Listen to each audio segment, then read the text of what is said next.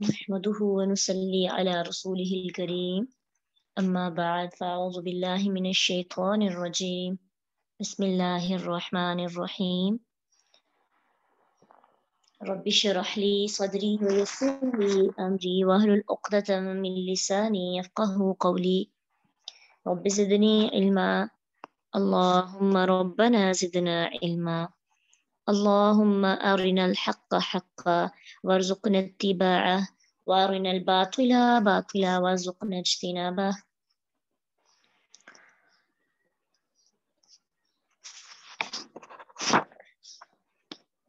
يوم تأتي كل نفس تجادل عن نفسها وتوفى كل نفس ما عملت وهم لا يظلمون. یوم تأتی کل نفس تجادل، جس دن ہر شخص اس حال میں آئے گا تجادلو کہ وہ جھگڑا کر رہا ہوگا عن نفسها اپنی طرف سے، اپنے نفس کے بارے میں، وتوفا اور وہ پورا پورا دیا جائے گا، کل نفس ہر نفس کو، ہاں وہ عورت ہے ہاں وہ مرد ہے، ہر بندے کو پورا پورا بدلہ دیا جائے گا، ما عاملت جو اس نے عمل کیا، وہم لا یظلمون اور وہ نہ ظلم کیے جائیں گے. یعنی قیامت کے دن کی بات ہو رہی ہے. ہر بندہ، ہاں مرد ہے یا عورت، صرف اپنی جان بچانے کی فکر میں ہوگا، نہ سے کسی کی فکر ہوگی، نہ کسی کو اس کی فکر ہوگی. ہر ایک بس اپنی ذات کے دفاع کے لیے بحث اور عذر بہانے کر رہا ہوگا. پھر ہر ایک نے جو کیا اس سے اس کا پورا بدلہ دیا جائے گا، کسی پر بھی ظلم نہیں ہوگا. اس دن تو نفسا نفسی کا عالم، خود غرضی، مطلب کوئی کسی کی طرف دیکھے تک کا نہیں. جیسا کہ حضرت عائشہ رضی اللہ عنہ کو پتہ چلا کہ برہنہ صاحب اٹھیں گے تو اللہ کے نبی سے بڑا معصومانہ سوال کیا کہ اللہ کے نبی ہمیں ایک دوسرے سے شرم نہیں آئے گی؟ تو اللہ کے رسول نے کہا عائشہ اتنی نفسا نفسی کا عالم ہو کہ کوئی کسی کی طرف دیکھے گا بھی نہیں. یعنی اس قدر لوگ اپنی ذات میں مگن ہوں گے، کوئی کسی کو دیکھ ہی نہیں پائے گا. تو قیامت کے دن کی ایک جھلک، اللہ سبحانہ تعالیٰ کے قرآن کا ایک سٹائل بڑا پیارا ہے. بات دنیا کی ہو رہی ہوتی ہے، اچانک سے اندر قرآن میں آیت آ جاتی ہے آخرت کی، تاکہ انسان کو اپنا مقصد، اپنی ڈیسٹینیشن نہ بھولے کہ میں دنیا کے اندر آیا کیوں ہوں اور میں نے جانا کہاں پہ ہے. اب دیکھیے گا پیچھے جو بات ہو رہی ہے وہاں پہ موضوع کیا ہے، نیکسٹ جو آیات ہیں وہ ساری پھر دنیا کی آ جاتی ہیں. تو اللہ نے اس سے پہلے یعنی جو اگلی مثال بیان کرنے لگے آخرت کے عذاب کا ذکر کیا، پھر اس کے بعد دنیا میں جو لوگ نعمت کا انکار کرتے ہیں اور ناشکری کرتے ہیں اب ان کا ذکر ہونے لگا ہے. وَضَرَبَ اللَّهُ مَثَلًا، اور بیان کی اللہ تعالیٰ نے مثال، قریتن ایک بستی کی، کانت وہ بستی تھی، آمینتن بہت پرامن، مطمئنہ بہت مطمئن، یأتیہا آتا تھا اس کے پاس، رزقہا رزق اس کا، رغدن ہوب ہوب بھر کے، من کل مکان ہر طرف سے ان کے پاس رزق آتا تھا. پھر کیا ہوا، فکفرت تو انہوں نے کیا کیا، انکار کر دیا، انہوں نے ناشکری کی. کس چیز کی؟ جو اللہ نے ان کو نعمتیں دی تھی، بِأَنْعُمِ اللَّهِ جو اللہ نے ان کے اوپر نعمتوں کا دروازہ کھولا تھا نا، انہوں نے اللہ کی ان نعمتوں کی ناشکری کی. پھر اللہ نے ان کے ساتھ کیا کیا، فَأَذَاقَهَا پھر چکھایا انہیں، اللہ نے انہیں چکھایا، اللہ نے لباس الجوعی بھوک کا، والخوف خوف کا، بما كانوا یصنعون اس وجہ سے جو وہ کیا کرتے تھے، اس کے بدلے جو انہوں نے کیا. اب یہاں سے شروع ہو جاتی ہے دنیا کی ایک ایگزامپل، آخرت کے بارے میں بتا کر پھر دنیا کی طرف اللہ نے رجوع کیا اور بتایا کہ ایک بستی مثال کے طور پر، اس بستی کو نہ باہر سے دشمن کا کھٹکا تھا، نہ اندر سے کسی طرح کی فکر و تشویش تھی. اس سے مراد کوئی بھی بستی ہو سکتی ہے، جیسے قوم عاد، سمود، فرعون کی قوم کی بستیاں، لیکن کچھ لوگوں نے یہاں پہ جو اوصاف بیان کیے نا، ان اوصاف کو مد نظر رکھتے ہوئے کہا ہے کہ یہ بستی مکہ معظمہ ہے. یعنی پورے عرب میں کسی کو امن میسر نہ تھا. کسی بھی وقت کسی بھی قبیلے پہ حملہ ہو سکتا تھا، مرد قتل، عورتیں اور بچے جو ہے لونڈی اور غلام بنائے جاتے تھے، مال مویشی غنیمت بن جاتے. کوئی سفر کرتا تو اسے اغوا کر کے بیچ دیا جاتا یا قتل کر دیا جاتا. ان کی معیشت میں انتہائی تنگی تھی. جو عرب ممالک تھے نا عرب کے اندر، اور اپنے ریوڑ لے کر پانی کی تلاش میں ایک جگہ سے دوسری جگہ منتقل ہوتے رہتے تھے. صرف مکہ جو ہے بیت اللہ کی حرمت کی وجہ سے مکمل امن میں تھا. پوری دنیا سے لوگ حج عمرے کے لیے آتے تو اہل مکہ کو ان سے خرید و فروخت اور کرایہ مکان وغیرہ کی صورت میں وافر رزق مل جاتا. ہر قسم کا پھل اور سبزی اور ضرورت کی ہر چیز میسر رہتی. اللہ کے نبی ابراہیم علیہ السلام کی دعا تھی نا، اہل مکہ سردی میں یمن کو تجارتی قافلے لے جاتے اور گرمی میں شام کو. تو ان کے قافلوں کو حرم کے احترام میں کوئی کچھ نہیں کہتا تھا، جبکہ دوسرا کوئی بھی قافلہ گزرتا تو زبردستی جنگجو جو لوگ ہوتے وہاں پہ وہ جنگجو ساتھ لے کے جاتے تاکہ راستے میں جو لوٹ مار ہو اس کا مقابلہ ہو سکے. لیکن حرمت کے جو 4 مہینے تھے اس کی وجہ سے پورا عرب جو ہے وہ امن میں ہوتا. لیکن عام دنوں میں صرف مکہ ایک ایسا شہر تھا جو پر امن. اس لیے کچھ لوگوں نے یہاں جو بستی مراد ہے اس سے کیا مراد، کون سی بستی مراد لی ہے؟ مکہ مکرمہ، جہاں پہ خانہ کعبہ، جہاں اللہ کے نبی صلی اللہ علیہ وسلم کی پیدائش ہوئی. کدھر؟ مکہ میں. اب کیا ہوا؟ اب وہ بستی جس کو اللہ نے بہت زیادہ امن دیا، اطمینان دیا، رزق دیا، اب کیا بنتا تھا کام اس کا؟ اللہ کا شکر ادا کرے، اللہ سبحانہ تعالیٰ کی عبادات میں اضافہ کرے، اللہ کی بات مانے.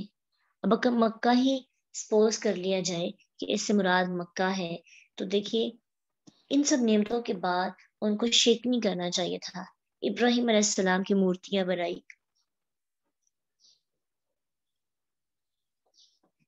مکہ میں بت رکھ دیے گئے. پھر آہستہ آہستہ ان کے اندر اخلاقی برائیاں آ گئی، زنا، پھر اس کے بعد عورتوں کو زندہ درگور کرنا، بہت سی اخلاقی برائیاں تھیں. تو یہ ایک طرف سے اللہ کی ناشکری ہی تھی. پھر کیا کیا انہوں نے؟ اللہ کے انعامات کی قدر نہ کی، ناشکری کی. احسان کا بدلہ بجائے اس کے کہ نیکی کر کے اتارا جائے، انہوں نے بدی کر کے اللہ کو ناراض کر دیا. اس کا نتیجہ کیا ہوا؟ امن اور اطمینان کی جگہ خوف و ہراس نے، اور فراہی رزق کی جگہ بھوک نے انہیں آ گھیرا. جیسے کپڑا اپنے پہننے والے کو گھیر لیتا ہے نا، لباس یہاں پہ لفظ استعمال ہوا، لباس. اسی طرح بھوک نے اور خوف نے ان کو آ کے پکڑ لیا. خوف اور بھوک کی الجو والخوف کی بات اس لیے کی گئی کیونکہ اس کی اپوزٹ جو چیزیں تھیں ان کے پاس تھی نا، اطمینان تھا، سکون تھا، اور رزق بہت زیادہ تھا. یہ دو چیزیں اتنی اچھی ہوتی ہیں. اگر رزق ہو، خوف ہو، تو رزق کھانے کا مزہ ہی نہیں آتا، کھانا کھانے کا مزہ ہی نہیں آتا. امن ہو، کچھ کھانے کو نہ ہو، تو امن کو اندر انجوائے کیسے کرے؟ اس لیے دونوں چیزیں آپس میں بڑی ضروری ہوتی ہیں کہ انسان کے پاس پرامن جگہ اور ساتھ کھانے کو بھی کچھ ہو. اب کیا ہوا؟ اللہ نے امن کی جگہ خوف میں مبتلا کر دیا، اور خوف کے اندر بھی ان کو کھانے کو کچھ نہیں میسر ہوتا تھا. ان کے پاس بھوک، قحط سالی کا عذاب آ گیا، اور عذاب ایسا تھی جو چمٹ گیا. لباس جسم کے ساتھ چمٹتا ہے نا، ایسے اللہ نے ان کو عذاب چکھایا. کیوں چکھایا؟ صرف اس وجہ سے کیونکہ بما کانوا یصنعون، جو وہ کیا کرتے تھے ناشکری. تو اس آیت سے ہمیں کیا لرن کرنے کو ملتا ہے؟ ناشکری کفر ہے، یعنی ناشکری کے لیے لفظ ہی کفر استعمال کیا گیا.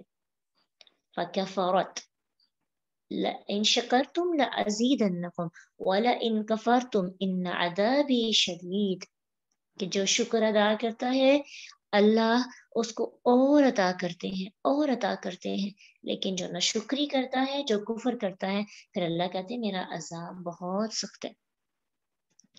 اس لیے جو جو نعمتیں اللہ نے دی، بھوک کا مٹنا، ہم پانی پیتے ہیں، ہم کھانا کھاتے ہیں، یعنی چلتے پھرتے نا، ضروری نہیں ہے کہ انسان شکر ادا کرنے کے لیے مسلح پر بیٹھ ہی شکر ادا کرے۔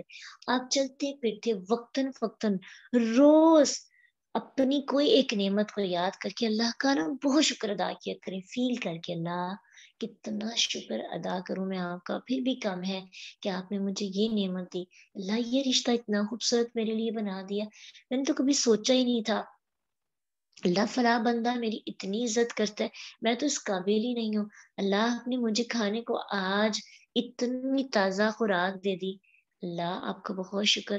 یہ کچھ لوگ ایسے بھی ہیں جن کو یہ نصیب نہیں ہوتا، مجھے پینے کو پانی دیا، بھی گرمی آئیں گے ٹھنڈا پانی پی کے نا تو شکر ادا کرنا ہے کہ اللہ آپ کا شکر ہے کہ آپ نے ہمیں میٹھا اور ٹھنڈا پانی دیا۔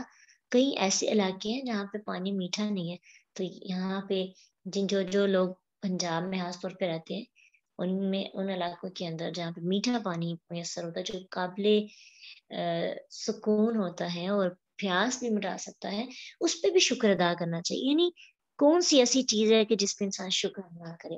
ہم اگر کلاس لیتے ہیں، پہلے دور کے اندر علم حاصل کرنا کتنا مشکل تھا، آپ خود ہی سوچئے کہ آج سے اتنے سال پہلے تک میں قرآن کیوں نہیں سیکھ سکی، میں قرآن کے ساتھ کیوں نہیں جڑ سکی، مسلسل میرا قرآن کے ساتھ تعلق نہیں تھا، لیکن اللہ نے ایک وسیلہ بنایا، موبائل آپ سب کو عطا کیا، ایک وسیلہ ہے نا، یہ بھی شکر کی قابل شکر نعمت ہے۔ پھر اس کے بعد اللہ نے اتنا آپ کو سپورٹ کیا، آپ کو نعمت دی، آپ انٹرنیٹ کی سہولت سے جو ہے یہاں تک پہنچ سکتے ہیں، تو الحمدللہ، یعنی ایک ایک سٹیپ پہ اللہ کا شکر ادا کرنا ہے۔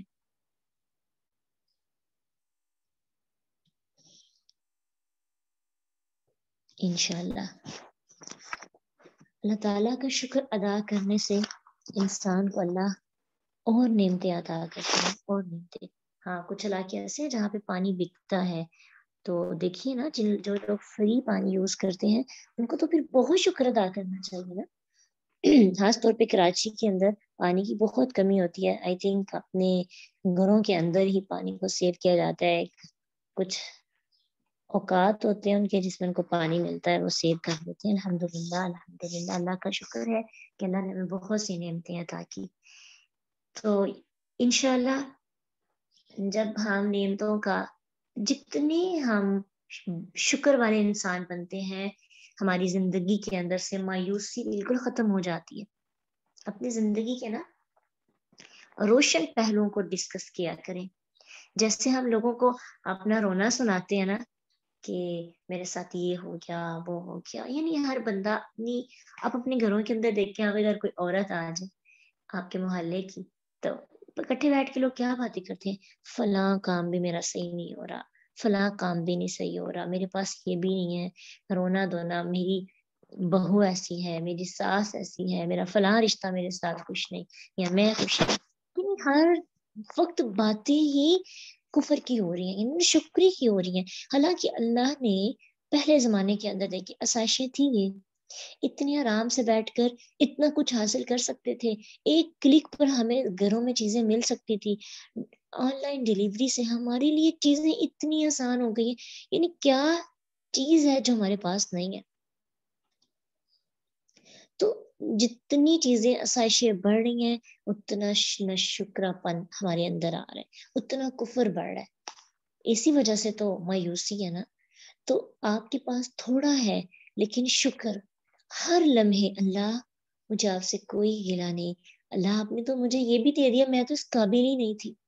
ایک ایک چیز سوچیں، ایک ایک رشتہ سوچیں، اپنے رشتوں کے اندر خاص طور پہ نا رشتوں کے معاملے میں بڑے نا شکری اختیار کر لیتے ہیں، اپنے رشتوں کے معاملے کے اندر ان کے اندر نا پازیٹیو چیزیں ڈھونڈا کریں، ضرور نیگیٹو ہوگی، ہر انسان فرشتہ نہیں ہے، کوئی بھی نہیں فرشتہ، ہر انسان کے اندر نیگیٹیوٹی ہوتی ہے، لیکن ہر رشتے کے اندر پازیٹیوٹی بھی ہوتی ہے، ہر ایک کے پاس کوئی نہ کوئی آپ کے لحاظ سے وہ آپ کو آسانی پہنچا رہا ہے، لیکن ہمارا پورا دھیان ہوتا ہے برائیاں تلاش کرنے میں. اسی وجہ سے ہم فیل ہی نہیں کر سکتے. آج کے بعد ہم نے بس لوگوں کے اندر اپنی زندگی کے معاملات میں پازیٹیوٹی ڈھونڈنی ہے. مشکلات آئیں گی، پریشانیاں آئیں گی، لیکن ان پریشانیوں کے اندر بھی اگر اپنے آپ کو فریش رکھنا ہے، اپنے آپ کو پرسکون دیکھنا ہے نا، تو وہ پھر ہماری ذات ہی ہے جو یہ محنت کر سکتی ہے. وہ شکر کر کے دیکھیے، زندگی کتنی حسین ہو جائے گی، آپ کو اندازہ ہو جائے گا. آپ تجربہ کریں گے. آج کے بعد ہماری زبان سے کوئی شکوہ نہیں ہوگا. اللہ کا شکر ادا کرنا ہے، ہمیں کسی سے گیلا نہیں. ہم مسلمان ہیں، ہمارے لیے یہی کافی ہے. ہم باحیا عورتیں ہیں، ہمارے لیے یہی کافی ہے. ہم قرآن سیکھ رہے ہیں، اس سے بڑی نعمت کیا ہوگی. اللہ کہتے ہیں کہ تم جو کچھ بھی اکٹھا کر رہے ہو، سب سے بہترین چیز کیا ہے کہ تمہارے پاس قرآن ہے. ہوا خیر مما یجمعون.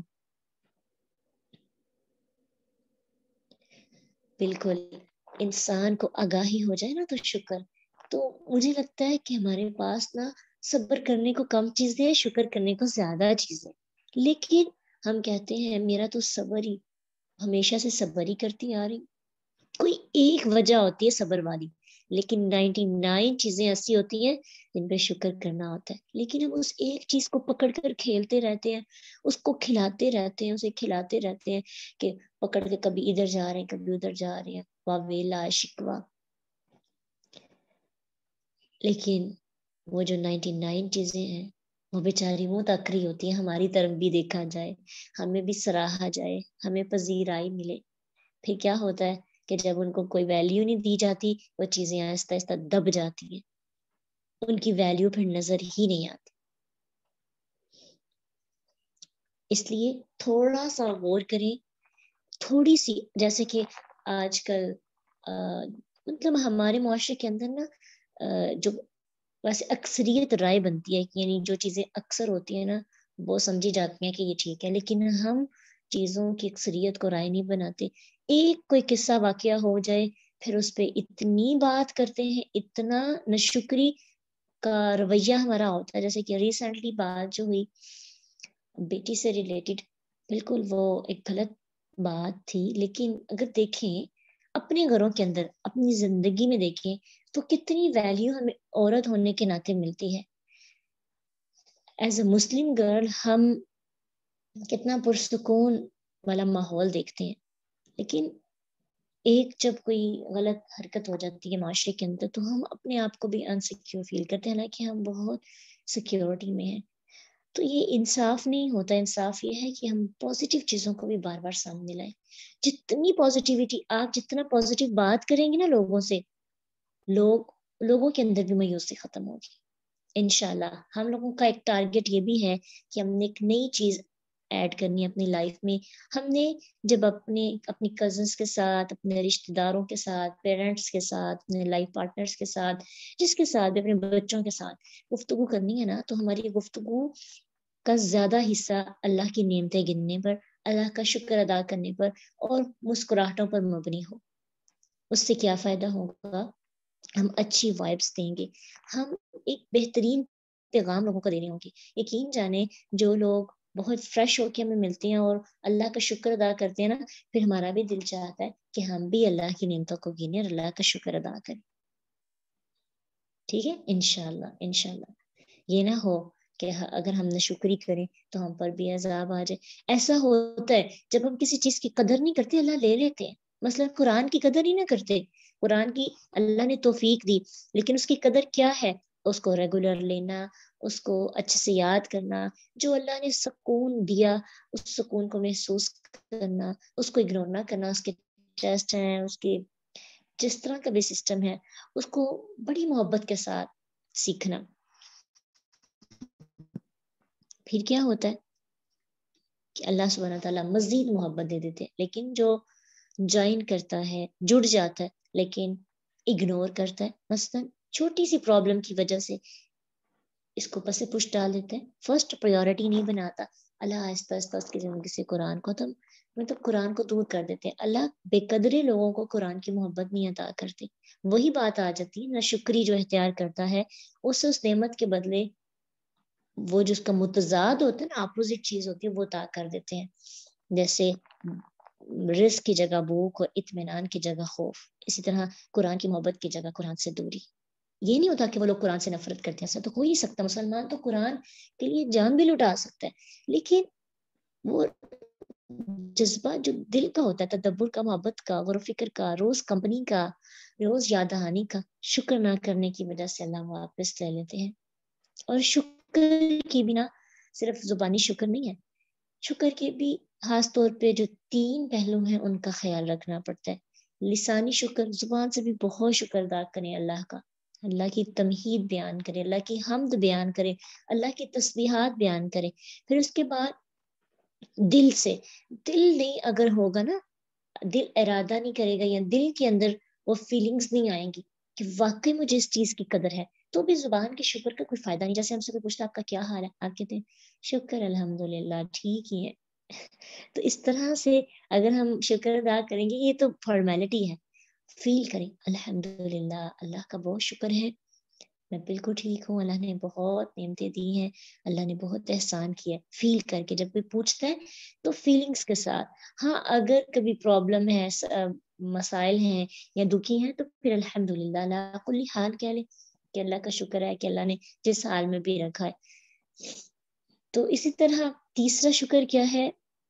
عملی شکر. یعنی اللہ تعالیٰ پہ پیار آ رہا ہے کہ اللہ نے اتنی نعمتیں دی، تو اس شکر کے طور پر کوئی ایک نیا کام، نئی نیکی شروع کرتے، اس لیے کہ ان نعمتوں کا شکر ادا کر سکے. ٹھیک ہے، اگر کوئی نعمت بہت اچھی لگتی ہے، بہت اچھی لگتی ہے، کیا کریں؟ روز اس کا صدقہ دے دیا کریں، عملی شکر ہے. چاہے اماؤنٹ کتنی ہی کم کیوں نہ ہو، یا پھر روز نفل پڑھ لینے، یا پھر کسی کی مدد کر دینی، یا کسی کے حصے کا کام کر دینا، شکر کے طور پر کوئی ایک نیا کام. تو یہ تینوں طرح سے ہم پورا کریں گے نا شکر کے تقاضوں کو، تو سکون ملے گا. پھر وہ والا جو اللہ نے وعدہ کیا، ان شکرتم لازیدنکم، اگر تم شکر ادا کرو گے تو میں تمہیں اور دوں گا. اور شکر جو ہے وہ انسان کو مزید نعمتوں کی طرف لے کے جاتا ہے. ہم کہتے ہیں نا نعمتوں کا زوال نہ، اللہم انی اعوذ بک من زوال نعمتک، دعا پڑھتے ہیں اللہ نعمتوں کا زوال نہ ہو. تو قرآن کہتا ہے اگر چاہتے ہو نا کہ یہ چیزیں تم سے چھینی نہ جائیں تو پھر شکر ادا کرو. اور ویسے بھی شکر کرنے والا جو بندہ ہوتا ہے نا، وہ حسد، بغض اور جیلسی جو ہوتی ہے نا، اور پھر چیزوں کو چھپا چھپا کے رکھنا، نہ دکھانا، اس سب چیزوں سے آزاد ہو جاتا ہے. اس کو پتا ہے میرے رب نے دیا، نہ کوئی مجھ سے لے سکتا ہے اور نہ میں کسی سے لے سکتا ہوں. جس بندوں کو اپنی نعمتوں کا احساس نہیں ہوتا، وہ بندہ حسد کرتا ہے دوسروں سے. حسد کی ایک بہت بڑی وجہ ناشکری ہے. جب مجھے نہیں پتا کہ اللہ نے مجھے کیا دیا ہے، مجھے اس چیز کا اندازہ ہی نہیں ہے، تو پھر میں دوسروں کی نعمت دیکھ کے ضرور جلوں گی. اللہ آپ اس کو یہ بھی دے دیا، اتنی اچھی چیزیں اس کو دنیا کے اندر دے دی، میری چیزیں تو اس سے تھوڑی نیچے لیول کی ہیں. تو بات یہ ہے کہ شکر گزاری ایمان بڑھاتی ہے، شکر گزاری ہمیں بہت سی اخلاقی برائیوں سے بھی بچاتی ہے. جیلسی، اگر حسد آنے لگے، کسی سے ہم حسد کرنے لگے، تو فوراً سے نا اپنی نعمتوں کو یاد کریں. حسد ہو جاتا ہے، مطلب فطرتی چیز ہے نا کہ انسان کے دل میں بات آ جاتی ہے کہ میرے پاس یہ نہیں ہے، اس کو اچھی چیز مل گئی. لیکن کیا کریں؟ اپنے پاس جو چیز ہے نا اس کی کوالٹیز کو دیکھیں. اس کے بعد اس کے اندر تو یہ کوالٹی ہے، اس کے اندر تو یہ بھی ہے، لیکن فلاں کی چیز میں تو یہ کوالٹی نہیں ہے. اپنی چیز کو ویلیو دیں، اپنی چیز کی بہت تعریف کریں، اور بہت زیادہ اس سے فائدہ ہوتا ہے. یقین جانے ایسے بہت زیادہ سکون ملتا ہے. پھر انسان کے اندر جو جیلسی کا ایک لمحہ آ رہا ہوتا ہے وہ بالکل ختم ہو جاتا ہے. تو اعتماد، جس کو اپنی نعمتوں پہ اعتماد ہے وہ حسد نہیں کرتا. لیکن جو کفر کرتا ہے، ناشکری کرتا ہے، ایک طرف تو اللہ کو ناراض کرتا ہے، دوسرا اپنی زندگی کے اندر بے سکونی، اندر کی کیفیت، یعنی آپ جلدی بوڑھے ہو جاتے ہیں. شکر کرنے والا بندہ حشاش بشاش رہتا ہے، فریش رہتا ہے، اسمائل کرتا ہے. اور اسمائل کرنے سے آپ کے جو چہرے کے مسلز ہیں وہ ایکٹیو رہتے ہیں، اور جو جلدی بڑا ہو جاتا ہے نا چہرے سے جلیاں وغیرہ پڑ جاتی ہیں، تو وہ اتنی جلدی پھر انسان بڑا نہیں ہوتا، اس کی اسکن ایکٹیو رہتی ہے صرف اسمائل کرنے سے. تو اسمائل تبھی کر سکتے ہیں نا جب شکر گزاری کریں. ٹھیک ہے، تو اسمائل کے لیے اپنی بیوٹی کے لیے ایک بیوٹی ٹپ بھی ہے، یعنی شکر گزاری ایک اتنی اچھی ٹپ ہے کہ جو روحانی کیفیت بھی اچھی کر دیتی ہے اور آپ کی جسمانی کیفیت بھی، آپ کی ایمانی کیفیت بھی، آپ کے دل کو پرسکون رکھتی ہے، آپ کے چہرے کو خوش رکھتی ہے، ایک تو خوبصورت بھی رکھتی ہے اور چہرے کی حفاظت بھی کرتی، چہرے کی صحت کا خیال بھی رکھتی ہے. تو کیا خیال ہے، اتنی فوائد، کیا پھر بھی نہ شکری کریں گے؟ کیا خیال ہے، کیا پلان ہے؟ آپ پھر بھی روئیں گے، نہ شکری کریں گے؟ بالکل بھی نہیں نا. ہم نے قدم بڑھانے ہیں شکر گزاری کی طرف اپنی زندگی کے اندر. اور ایک اور چیز، خود بھی ایسا بندہ بننا ہے فریش رہنے والا، شکر گزاری کرنے والا، اور دوسروں کے اندر بھی یہ پیغام آپ نے دوسروں کے اندر بھی یہ چیز ایڈ کرنی اپنے ساتھ رہنے والے لوگوں کے اندر. آپ کو پتہ ہے ہم رشتے ایک دوسرے کی بیساکھی ہوتے ہیں، تو جب ہم بیساکھی ٹوٹی ہوگی تو ہم کسی کو کیا سہارا دیں گے؟ تو ہم جب مضبوط بیساکھی بنیں گے تو رشتوں کو کھڑا کر سکتے ہیں. لیکن مجھے لگتا ہے کہ قرآن پڑھنے والے لوگوں کو نا یہ ضرور ٹپ ہونی چاہیے، ان کے اندر یہ اسکل ہونی چاہیے کہ رشتوں کو کیسے سیٹ رکھنا ہے. ان کو رشتے جوڑنے آنے چاہیے، توڑنے نہیں. ان کے اندر تو وہ تبھی ہوتا ہے جب آپ کا اپنا آپ پرسکون ہوتا ہے نا، پھر آپ دوسروں کے اندر زندگی کے اندر خوشیوں کی وجہ بن سکتے ہیں. تو اللہ سبحانہ تعالیٰ ہمیں جو ہے ایسا بندہ بنائے نا کہ ہم شکر کی طرف بڑھ سکیں اور کفر اختیار نہ کریں. پھر اللہ کہتے ہیں وَلَقَدْ جَاءَهُمْ رَسُولٌ مِّنْهُمْ، پھر اللہ نے ان کے پاس انہی میں سے ایک رسول بھیجا، فَكَذَّبُوهُ، تو انہوں نے اسے جھٹلا دیا.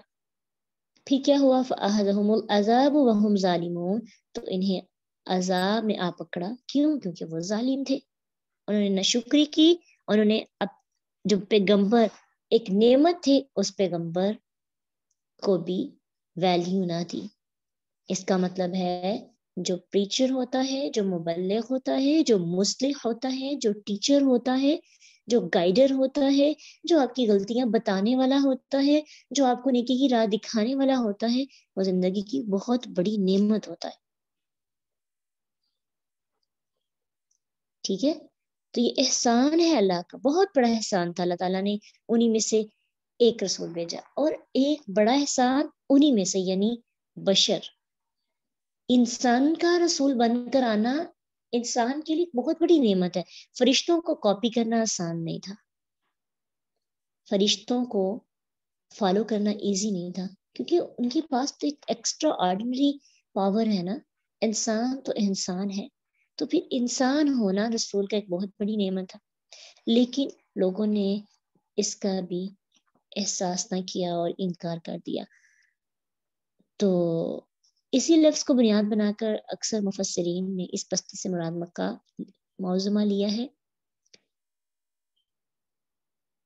اور پھر اچھا نا، یہاں پہ ایک چیز آپ یاد رکھیے، آج کے جو ٹیچر ہیں جا کے یونیورسٹیز کالجز میں ہوتے ہیں، وہ مینٹور نہیں. آج کل مینٹور اور گائیڈر اور راہ دکھانے والا وہ ہے جس کو آپ فالو کرتے ہیں، جس کو آپ کاپی کرتے ہیں، جس کی بات سننا پسند کرتے ہیں، جس کی آپ ریسپیکٹ کرتے ہیں.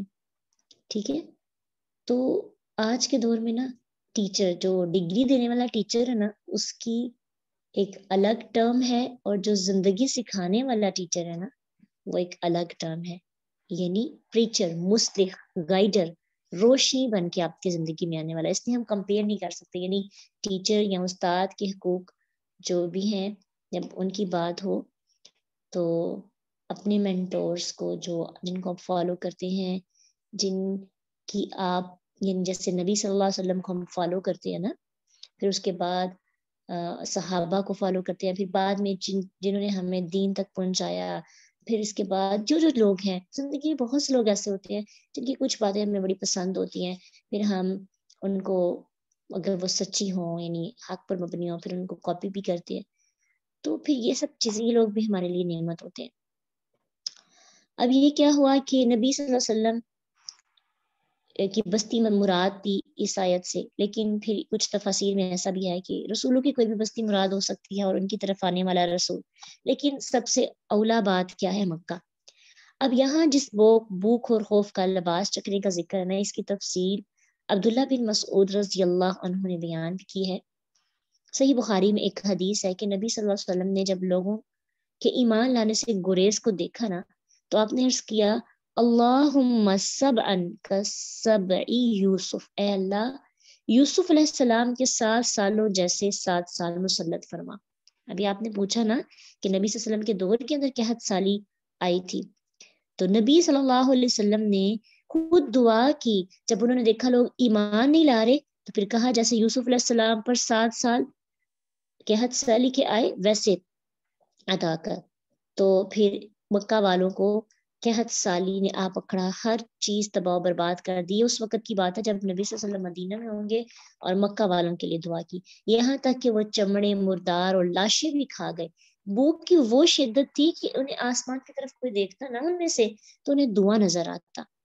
تو ادھر مسلمانوں کے ساتھ ہر وقت حالت جنگ کی وجہ سے باہر آنے سے یعنی باہر سے آنے والے لوگوں کی آمد بھی رک گئی، یعنی مسلمانوں کے لیے آسانی ہو گئی کہ مکہ سے جو لوگ ان کو تنگ کرنے آتے تھے مدینہ، تو وہ مسلمان تھوڑے ریلیکس ہو گئے۔ اور وہاں پہ خوف کی حالت یہ تھی کہ ہر وقت مکہ میں اور مکہ سے باہر بھی مسلمانوں کے حملے سے وہ خوف زدہ رہتے تھے جو مشرکین مکہ تھے۔ تو بات یہ ہے کہ ایک تباہ شدہ بستی کی مثال دے کر اللہ سبحانہ تعالیٰ نے ہم سب کو یہ چیز بتائی ہے کہ اگر ہم نعمتوں کی قدر نہیں کریں گے، نہ شکری کریں گے، تو معاملہ ہمارے ساتھ بھی ایسا ہو سکتا ہے، اور آج ہے بھی۔ اتنی زیادہ چیزیں ہونے کے باوجود بھی ہمیں لگتا ہے ہم بھوکے ہیں، ہمارا پیٹ ہی نہیں بڑھتا، ہم سیراب ہی نہیں ہوتے، کھاتے بھی اتنا زیادہ ہے، اتنا کھاتے ہیں، ہر من پسند چیز تو ہمارے سامنے آ جاتی ہے، ابھی اظہار ہی کرتے ہیں تو چیزیں سامنے آ جاتی ہیں، پھر بھی ہم سیراب نہیں، پھر بھی بھوک نہیں ہماری ختم ہو رہی، خبص اور خرس کی بھوک ابھی بھی باقی ہے۔ تو اللہ سبحانہ تعالیٰ ہمیں جو ہے نا شکر گزار بندوں میں شامل کرے۔ تو اس کا کیا فائدہ ہوگا کہ وہ جو سارے فوائد آپ نے سیکھے ہیں، ایک تو وہ فائدے ہیں، اور دوسرا نعمتیں بڑھیں گی، تیسرا اللہ خوش ہوں گے، اور انسان کے ایمان میں بھی اضافہ ہوگا انشاءاللہ۔ ٹھیک ہے، تو اسائنمنٹ آپ کی یہ ہے کہ شکر گزاری پہ تدبر کرنا ہے، شکر کے اور بہت سے فوائد آپ نے ڈھونڈ رہے ہیں، اور سائنسی فائدے بھی اس کے بڑے ہو سکتے ہیں، اس کو بھی تلاش کرنا ہے کہ جو انسان فریش رہتا ہے اس کی صحت پر کتنا اثر ہوتا ہے، یعنی اندر جب انسان شکر ادا کرتا ہے تو کوئی نہ کوئی پوائنٹ آپ نے اپنے لیے سامنے رکھنا تاکہ یہ چیزیں ہمارے لیے آسان ہو، اور ہم جب فائدے دیکھتے ہیں نا کسی بھی چیز کے تو پھر بہت جلدی وہ چیز جو ہے نا خرید لیتے ہیں، چاہے ہمیں اس کی ضرورت بھی نہ ہو، تو ہم کہتے ہیں چلو مستقبل میں ہمیں اس کی ضرورت پڑنی ہے تو ابھی لے لیتے ہیں۔ تو یہی سمجھے کہ شکر کی ہمیں آج بھی ضرورت ہے، کل بھی ہے اور ہمیشہ رہے گی، تو اس کو خریدیں اور اس کا اچھا استعمال کریں، روز اس کو اتنا استعمال کریں کہ اس کے استعمال کی وجہ سے یہ اور بڑھتا جائے۔ وآخر دعوانا الحمد للہ رب العالمین، سبحانک اللہم وبحمدک، نشہد ان لا الہ الا انت، نستغفرک ونتوب الیک۔ السلام علیکم ورحمۃ اللہ وبرکاتہ۔